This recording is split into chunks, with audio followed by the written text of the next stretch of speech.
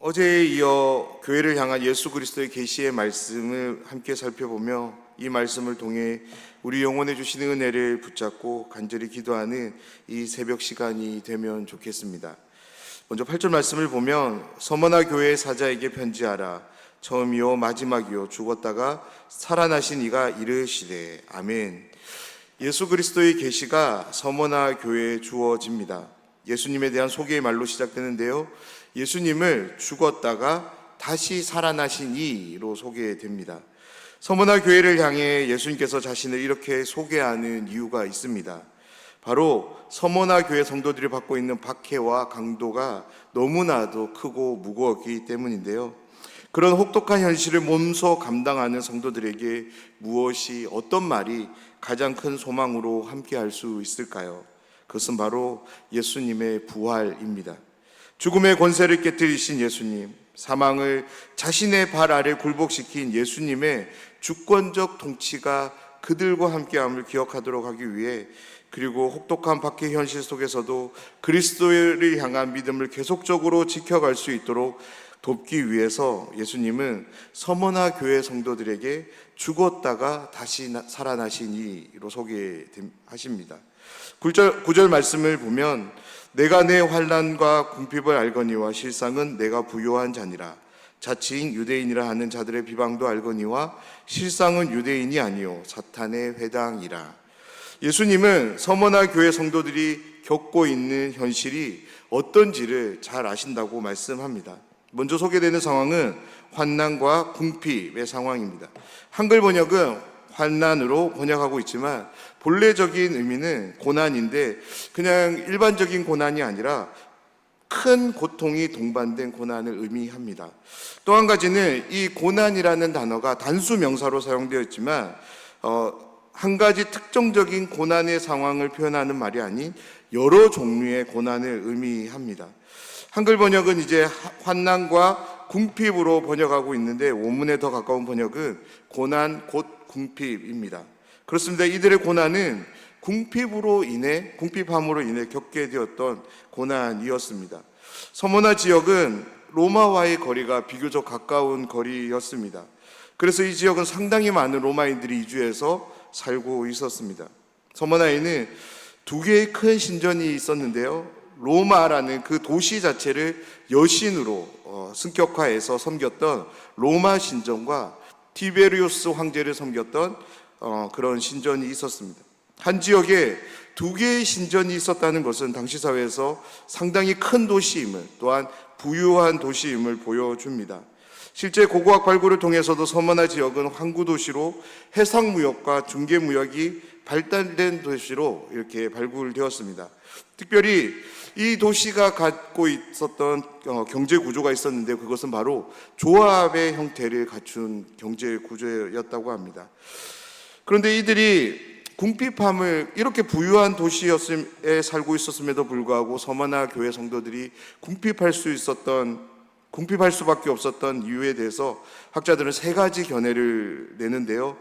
먼저 이들은 그 로마 여신을 숭배하지 않고 황제를 숭배하지 않음으로 인해서 조합에 가입할 수 없었다고 합니다. 그래서 그들은 자유롭게 경제활동을 할 수 없었던 거죠. 또한 당국자들 또한 여신과 황제를 숭배하지 않는다는 이유로 인해서 그들의 재산을 마음대로 몰수했던 것 같습니다. 그리고 범국가적인 행보를 보이지 않는 폭도들은 너무나도 자주 약탈을 일삼았다고 합니다. 특별히 이들이 이제 약탈을 강행했던 이유는 여신과 황제 숭배를 거부한 사람들을 국가는 보호해 줄 필요가 없었기 때문에 이 폭도들의 횡포를 그냥 가만히 두었던 것이죠. 조합에 가입할 수 없었고 국가적인 수탈과 폭군들의 행포로 말미암아 서머나 교회 성도들은 자연스레 궁핍할 수밖에 없었던 것입니다. 여기서 궁핍으로 번역된 단어의 본래적인 의미는 거지처럼 되다입니다. 그렇습니다. 이들이 겪은 궁핍은 이전보다 조금 더 배고픔을 느끼는 것을 의미하지 않습니다. 살기 위해서 길거리에서 구걸하는 사람이 되는 것을 의미합니다. 그들은 오직 예수 그리스도에 대한 믿음, 그 믿음을 사수하기 위해서 기꺼이 길거리의 거지가 되기로 이제 결심한 것이죠. 그런 그들을 향해 예수님은 자신이 그 모든 상황들을 아신다고 말씀하며 그들을 향해 실상은 내가 부요한 자라고 말씀합니다. 그렇습니다. 그들 모두는 믿음으로 인해, 그들이 가진 믿음으로 인해 예수님의 눈에 그 누구보다도 부요한 자로 보여졌던 것입니다. 그리고 예수님은 자칭 유대인이라 하는 자들의 비방도 아신다고 합니다. 여기서 자칭 유대인이라 하는 자들은 혈통으로는 유대인이지만 하나님의 율법만을 지킬 뿐, 율법이 지향하고 있는 정신은 지키지 않는 자들을 의미합니다. 무엇보다 예수님이 이들을 향해 자칭 유대인이라 평가하는 이유는 두 가지인데요. 먼저 그들은 메시아이신 예수님을 믿지 않은 자들이었기 때문입니다. 그리고 서머나 교회 성도들을 비방한 자들이었기 때문인데요. 만약 그들이 정말로 참 유대인이었다면 구약의 모든 말씀을 믿어야 됐고 그 구약의 말씀의 실체가 되시는 메시아이신 예수님을 믿어야 합니다. 예수님을 믿음으로 인해 예수님을 신실하게 믿고 따르는 서머나 교회 성도들을 그들은 비방해서는 안 되었던 것입니다. 그런데 그들은 예수님을 메시아로 그리스도로 받아들이지 않았습니다. 그리스도를 사랑하며 섬기는 서머나 교회 성도들을 비방, 서머나 당국으로부터 모든 혜택과 권리를 누리지 못하도록 앞서서 중상모략을 펼칠 뿐만 아니라 고발할 것이 있으면 즉각적으로 그들을 고발하여 처벌받도록 내어주었던 것입니다. 그래서 예수님 그들을 향해 자칭 유대인이라 말하면서 더 강력한 표현을 하시는데요. 그들을 사탄의 회당이라 말씀합니다. 그렇습니다. 서머나 지역에 살던 유대인들은 하나님을 대적하던 사탄, 그 사탄의 대리자가 되어 신자들을 당국에 고발하고 신자들이 그리스도를 향한 신앙을 가지고 일상을 살아갈 수 없도록 하기 위해 온갖 비방을 일삼았던 것입니다. 10절 말씀입니다. 너는 장차 받을 고난을 두려워하지 말라. 볼지어다 마귀가 장차 너희 가운데서 몇 사람을 옥에 던져 시험을 받게 하리니 너희가 10일 동안 환난을 받으리라. 내가 죽도록 충성하라. 그리하면 내가 생명의 관을 내게 주리라. 아멘. 예수님은 서머나 교회 성도들에게 한 가지 상황을 소개합니다. 그런데 그 상황은 긍정적인 상황이 아니라 부정적인 상황입니다. 그들이 곧 고난을 받게 될 것이라 말씀합니다. 이 부분을 그냥 읽어보면 조금 의아한 부분이 있습니다. 어떤 부분이냐면 예수님은 서머나 교회 성도들이 겪고 있는 고난의 상황이 어떤지를 알고 계신다고 말씀합니다. 박해로 인해 힘겹게 신앙을 지켜가고 있다는 사실을 예수님이 알고 계신 거죠. 그것을 알고 계시는 예수님이라면 그들이 받는 고난, 박해를 없애주셔야 하는데 오히려 그들을 향해 다시금 고난을 예고하고 계시기 때문입니다. 그런데 이 말씀을 처음 받은 서머나 교회 성도들은 예수님의 이 말씀 앞에 감격의 눈물을 흘렸으리라 생각됩니다. 왜냐하면 바로 예수님이 그들에게 주신 말씀인 두려워하지 말라 때문입니다. 우리는 이 말씀이 현재형으로 쓰여졌다는 점을 꼭 기억할 필요가 있는데요. 헬라어 문법에서 현재형은 지금 당장의 시점을 가리키기도 하지만 미래적인 의미도 갖고 있기 때문입니다. 그렇습니다. 서머나 교회 성도들은 이미 고난 중에 있었습니다. 그들 모두는 지금 자신들이 겪고 있는 고난보다 더 큰 고난이 자신들에게 주어질 것을 충분히 예상하고 살아갔습니다. 왜냐하면 로마 당국의 박해가 날이 갈수록 더욱더 심하게 자신들에게 다가왔기 때문입니다. 그때 예수님은 현재와 미래에 주어질 모든 고난, 박해의 상황들에 대해서 두려워할 필요가 없다라고 말씀하고 계시기 때문입니다. 그렇다면 왜 예수님은 그들에게 두려워하지 말라라는 말씀을 하셨을까요? 주어지는 고난, 박해가 영원하지 않을 것이기 때문입니다. 무엇보다 역사의 주권자이신 예수 그리스도께서 서머나 교회 성도들과 함께하고 계시기 때문입니다. 그런 점에서 사랑하는 여러분, 이런 의문이 드시지 않습니까? 왜 예수님이 함께하며도 서머나 교회 성도들의 고난, 박해는 끝나지 않고 계속적으로 일어나는 걸까요? 주님이 함께 하시면 고난도 박해도 다 사라져야 되는 거 아닌가요? 그런데 우리의 경우만 보더라도 그렇지 않은 것 같습니다. 우리가 고난 중에 있을 때 그 어느 누구도 주님이 함께하지 않음으로 인해 고난을 받는 사람은 없습니다. 고난이 여전히 우리와 함께하고 있습니다. 그때 주님도 우리와 함께 하십니다. 그렇습니다. 주님이 함께 하심에도 우리는 언제든 고난을 받을 수 있습니다. 왜냐하면 우리가 받게 되는 고난을 통해 우리의 믿음이 참 믿음으로 드러나기 때문입니다. 때로는 우리의 믿음을 구별하기 위해서 하나님은 고난이라는 용광로를 사용하시기 때문입니다. 그렇습니다. 지금 서머나 교회 성도들이 받고 있는 고난, 그리고 받게 될 고난은 마귀, 하나님의 대적자들이 서머나 성도들이 믿음을 포기하도록 하나님과의 관계를 깨뜨리기 위해 내리는 불시험입니다. 그런데 이 시험은 그들로 하여금 놀랍게 하나님을 향한 참 믿음이 증명되는 은혜의 현장이 될 것입니다. 예수님은 그들을 향해 이렇게 권면합니다. 죽도록 충성하라라고. 여기서 죽음은 자연사를 의미하는 것이 아닙니다. 바로 고난, 박해를 받음으로 인해 죽게 되는 순교를 의미합니다. 그래서 이 말씀은 우리가 이렇게 이해해야 되는데요, 고난을 받아 순교할 수 있다입니다. 그럼에도 어떤 태도를 가져야 되냐면 충성의 태도입니다. 그렇습니다. 여기서 충성은 지속 기간을 말하는 것이 아니라 정도를 말합니다. 다시 말해서 서머나 교회 성도들을 향해 예수님은 그들이 고난 박해로 순교를 당할 수 있는 상황이 주어졌을 때 예수 그리스도에 대한 믿음을 신실하게, 충실하게 붙잡을 것을 말씀하시는 것입니다. 그리고 예수님은 그들에게 한 가지 약속을 주시는데요, 이기는 자에게는 둘째 사망의 해를 받지 않을 것이다 라고 말씀합니다. 여기서 이기는 자는 어떤 사람을 의미할까요? 로마 당국과 자칭 유대인으로부터 주어지는 고난과 박해, 그리고 비방과 심지어 순교의 현장에서 그리스도에 대한 믿음의 충성을 보인 사람들을 의미합니다. 그들에게 예수님은 둘째 사망해, 이것은 계시록에서 보면 불못으로 표현되는데요, 영원한 심판, 멸망이 주어지는 곳입니다. 그것으로부터 해를 당하지 않음을, 즉 그들은 영원한 실판과 멸망으로부터 영원한 구원과 영원한 생명을 받게 될 것이라고 말씀하고 계십니다. 여기서 이제 한글 성경에는 번역되어져 있지 않는데요, 이 문장은 이중부정으로 쓰여져 있습니다. 다시 말해서 예수님은 서머나 교회 성도들을 향해 이기는 자는 절대 결코 둘째 사망의 해를 받지 않을 것이라고 강조하며 그들의 믿음을 격려하고 계십니다. 12절을 시작으로 이제 버가모 교회를 향한 말씀으로 주어지는데요, 12절 말씀입니다. 버가모 교회 사자에게 편지하라. 좌우에 날성검을 가지신 이가 이르시되. 아멘.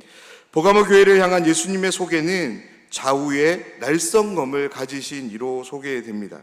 이 표현 역시 당시 버가모 지역의 상황에 대한 이해가 필요한데, 이 당시 버가모 총독은 로마로부터 검의 권리를 부여받았다고 합니다. 그래서 그는 자신이 가진 검의 권리로 주민들을 마음대로 처형할 수 있었다고 합니다. 말씀을 보면 예수님은 먼저 버가모 교회 성도들의 믿음을 칭찬합니다. 그들이 칭찬받는 이유는 버가모 지역이 사탄의 권자, 조금 더 좋은 번역은 사탄의 왕자, 사탄의 왕이 있는 곳으로 보면 좋겠는데요, 버가모 지역이 사탄의 권자로 불려진 이유는 이 지역이 당시 다른 지역보다 로마 황제 숭배를 비롯한 여러 다른 신들에 대한 숭배가 더욱더 만연한 지역이었기 때문입니다. 그러하기에 이 지역은 성도들이 신앙을 지키는데 더욱더 힘든 지역이었습니다. 그럼에도 불구하고 버가모 성도들은 그리스도에 대한 믿음을 저버리지 않았던 것이죠. 그런 그들을 예수님은 칭찬하고 계십니다. 그런데 14절의 시작으로 예수님의 책망이 시작되는데 14절 말씀입니다. 그러나 내게 두어 가지 책망할 것이 있나니 거기 내게 발람의 교훈을 지키는 자들이 있도다. 발람이 발락을 가르쳐 이스라엘 자손 앞에 걸림돌을 놓아 우상의 제물을 먹게 하였고 또 행음하게 하였느니라. 먼저 예수님의 책망이 두어 가지로 소개됩니다. 두어 가지로 소개되는 것은 버가모 지역에 두 그룹의 이단이 있었기 때문인데요, 그 이단들의 가르침을 버가모 교회 성도들이 받아들였기 때문입니다. 버가모 교회에 함께했던 두 이단은 발람의 교훈과 니골라당의 교훈입니다. 14절 말씀과 15절 말씀을 보면 예수님이 지시하는 대상이 있는데요. 14절에서는 4개이고 15절에서는 4개의 도입니다. 예수님은 이 지시 대명사를 통해서 고대 이스라엘 백성들이 행한 잘못에 이들을 이제 가지고 오는 거죠. 고스란히 지금 버가모 교회 성도들에게 고대 이스라엘 백성들이 행한 잘못이 그대로 행해지고 있음을 폭로하고 계신 것입니다.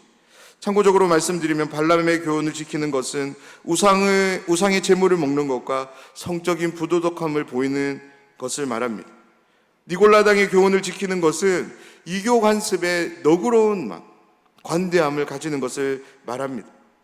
그렇습니다. 구약 성경을 보면 이 두 교훈들이 나옵니다.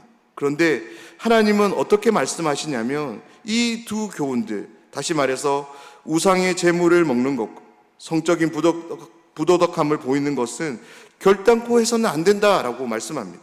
그리고 이교들의 관습에 대해서도 용납해서는 안 되고 철저하게 단절해야 된다라는 것이 바로 하나님의 말씀이었습니다. 그런데 이 버가모 교회 성도들이 그 일을 행하지 않았던 것입니다. 그들을 향해 예수님은 회개를 촉구하시는데요. 만약 회개하지 않는다면 예수님은 자신의 입의 검으로 그들과 싸울 것이다 라고 말씀합니다. 17절 말씀을 보면 이기는 그에게, 여기서 이기는 그는 발람의 교훈을 따르지 않는 자와 니골라당의 교훈을 지키지 않는 자를 의미합니다. 그들에게 예수님은 무엇을 약속하냐면 감추었던 만나를 주시겠다고 합니다. 그렇습니다. 버가모 성도들이 먹어야 하는 것은 우상의 제물이 아니었습니다. 바로 하나님이 베푸시는 만나였습니다. 또한 예수님은 그들에게 흰 돌을 주시겠다고 합니다. 여기서 흰 돌에 대한 가장 일반적인 해석은 입장권입니다. 당시 사회에서 어떤 행사나 계약을 맺을 때 테세라라 불리는 이제 표식을 사용했는데요. 이 표식은 조약돌로 만들어졌다고 합니다. 요한 신학에 있어서 가장 저명한 신학자 중에 한 명이 이제 스테판 스몰리는 이 흰돌을 입장 혹은 계약의 표시로 사용된 테세라로 봅니다. 그리고 흰색은 이제 승리를 의미하는데요. 이러한 의미들을 우리가 한번 종합해 보면 예수님은 이기는 자, 다시 말해서 니골라당의 교훈을 지키지 않는 자, 발람의 교훈을 따르지 않는 자들에게 하나님 나라에 들어갈 수 있는 표식을 주겠다고 하시는 것입니다. 그런데 그 표식에 새 이름을 기록해서 주시겠다고 약속하는 거죠. 그 이름을 받는 자 외에는 알 사람이 없음을 고지하면서 버가모 교회 성도들에게 그리스도에 대한 믿음을 권면합니다. 오늘 함께 살펴본 두 교회, 서머나 교회와 버가모 교회에는 그리스도에 대한 믿음을 흔드는 큰 환난, 고난과 교훈이 함께하는 교회였습니다. 예수님은 이 모든 정황들을 다 아실 뿐만 아니라 이 두 교회와 함께 하시며 두 교회가 끝까지 예수 그리스도에 대한 믿음을 굳건히 지켜갈 수 있도록 약속을 주시며 격려하십니다. 교회를 향한 주님의 약속과 격려는 오늘 이 시대 우리와도 함께함을 믿습니다. 사랑하는 여러분, 고난으로 인해 죽음이 우리의 목을 죄어오면 더욱더 주님을 신뢰하는 우리 모두가 되면 좋겠습니다. 왜냐하면 다시 사신 주님께서 우리에게 생명의 면류관을 주실 것이기 때문입니다. 발람의 교훈과 니골라당의 교훈이 제 아무리 매력적으로 우리에게 보이고 다가온다 할지라도 그것들의 시선을 빼앗기는 것이 아니라 철저하게 근절하는, 다시 말해서 더욱더 하나님의 말씀을 의지하며 그것을 신뢰하는 우리 모두가 되면 좋겠습니다. 왜냐하면 우리가 취하고 먹어야 될 양식은 하나님으로부터 주어지는 말씀이며 만나이기 때문입니다. 2000년 전 소아시아 7교회가 견지한 믿음이 헛되지 않은 것처럼 오늘 살아가는 우리의 믿음 또한 결코 헛되지 않을 줄 믿습니다. 왜냐하면 이 믿음은 예수 그리스도께서 우리에게 주신 믿음이기 때문입니다. 새벽마다 함께 나누는 이 계시록의 말씀을 통해서 날마다 주님의 얼굴을 배울 그날을 바라볼 수 있는 우리 모두가 되면 좋겠습니다. 그 영광스러운 주님을 바라보며 날마다 믿음으로 승리하는 우리 모두가 되기를 주님의 이름으로 축원합니다.